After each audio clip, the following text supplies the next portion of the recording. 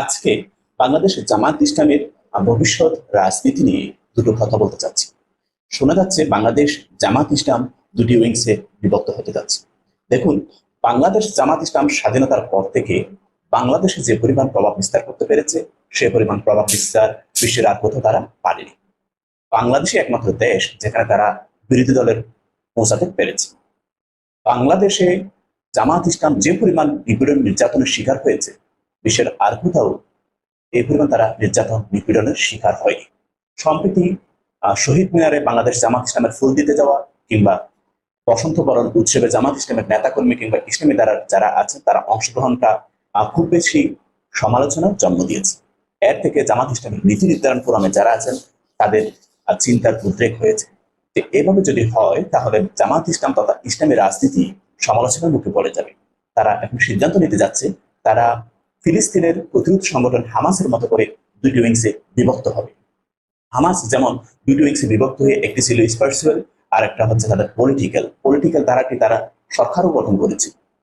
বাকি যেটি আধ্যাত্মিক পার্টস সেটি বিশ্বের অন্যান্য দেশে যে সকল ইসলামিক দল আছে তাদের সাথে কানেকশন রক্ষা করবেন, তাদের সাথে পলিসি মেকিং নিয়ে অংশ নেবেন কিংবা তাদের সাথে সুসম্পর্ক বজায় রাখবেন।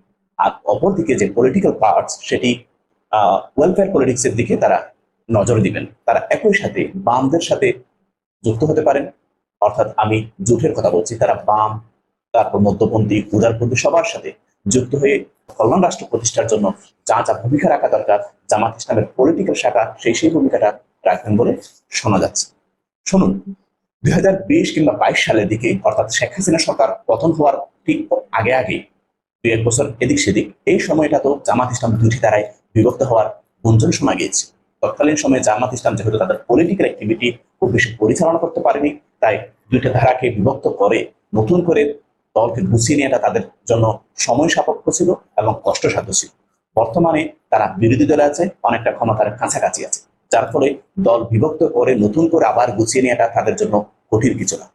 আমি মনে করছি তারা এই সময়টা কাজে লাগাতে চাচ্ছে। হয়তো তাদের এটি অনেক আগে পরিকল্পনা ছিল, বর্তমান পরিবর্তিত পরিস্থিতিতে সুযোগটা কাজে লাগিয়ে তারা দলকে দুই ভাগে বিভক্ত করে একটা পলিটিক্যাল আর একটা আধ্যাত্মিক দুইভাবে দলকে গঠন করতে চাচ্ছে। কোনো কারণে ভবিষ্যতে যদি বাংলাদেশ জামাত ইসলামের উপর পূর্বের নিয়ে কোনো স্টিম রোলার চাপিয়ে দেওয়া হয়, দলকে নিষিদ্ধ করা হয়, পলিটিক্যাল শাখাটা নিষিদ্ধ হলেও আধ্যাত্মিক ধারা যেটা আছে এটা নিষিদ্ধ হবে না। এটা তো পলিটিক্যাল রাজনীতি নয়, এদেরকে কিভাবে নিষিদ্ধ করবো? ফলে জামাত ইসলাম উপমহাদেশের রাজনীতিতে টিকে যাওয়ার সম্ভাবনা আছে।